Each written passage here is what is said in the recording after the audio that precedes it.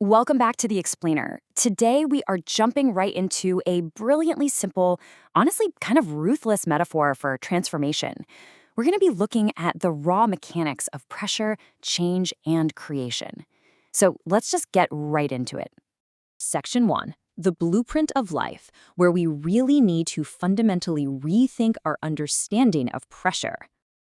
We usually view pressure as this terrible thing to avoid at all costs, right? But our source material completely flips that on its head with this one profound truth. If an egg is broken by an outside force, life ends. If broken by an inside force, life begins. Just think about that for a second. A fracture is totally inevitable, but the source of that fracture? That completely dictates whether you're looking at a catastrophic end or a brand new beginning. Which brings us straight to the core thesis here. Great things always begin from the inside. It perfectly illustrates why you absolutely must generate your own internal momentum. Because, look, if you just sit entirely still, eventually some outside force is going to come along and break your shell for you. And we all know how that ends. Moving on to part 2, the anatomy of a fracture, and how we actually deal with unavoidable change. So what does this actually look like in our day-to-day human experience? Check out the stark separation between these two forces.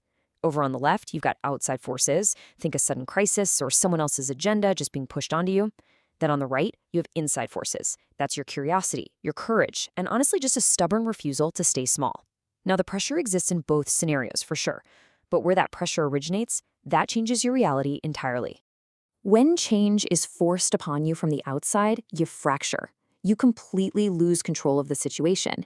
Instead of actually creating anything, literally all of your energy is spent just reacting, scrambling to repair the damage, and simply trying to survive the day. It's exhausting.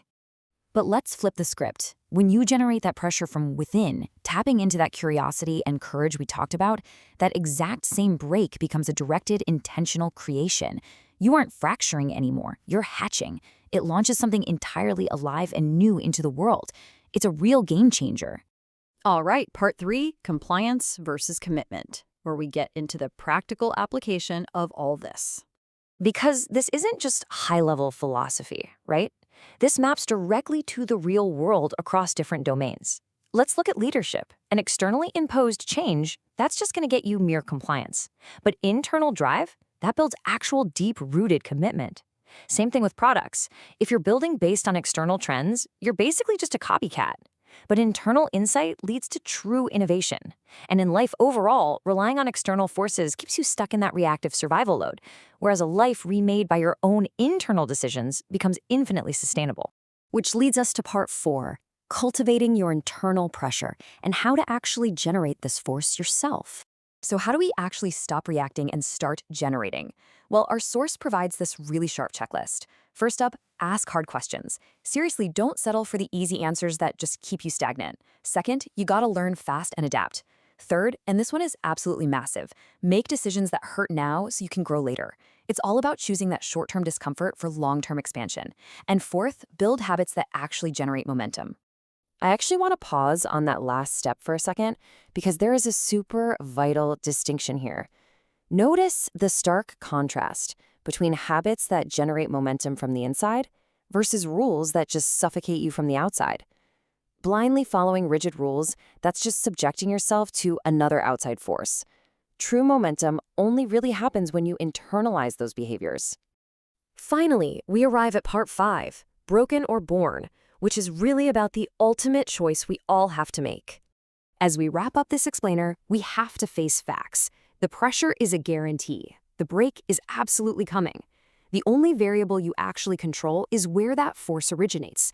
So if you want something lasting, you have to start within. Let the force that breaks you be the force that mokes you. Since great things always begin from the inside, take a hard look at the biggest challenge you're facing right now. Are you just bracing for the shell to crack from the outside? Or are you actively building the momentum to break through from within?